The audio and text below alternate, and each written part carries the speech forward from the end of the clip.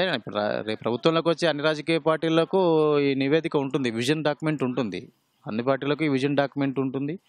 రేపు ప్రభుత్వంలోకి వచ్చిన తర్వాత డెఫినెట్గా తెలంగాణ కళాకారులకు కావాల్సిన వాళ్ళకి కావాల్సిన వనరులను క్రియేట్ చేయాల్సిన బాధ్యత ప్రభుత్వానికి ఉంటుంది. కాబట్టి ఎవరు ప్రభుత్వంలోకి వచ్చినా విస్మరిస్తారని మాత్రం నేను అనుకోవడం లేదు.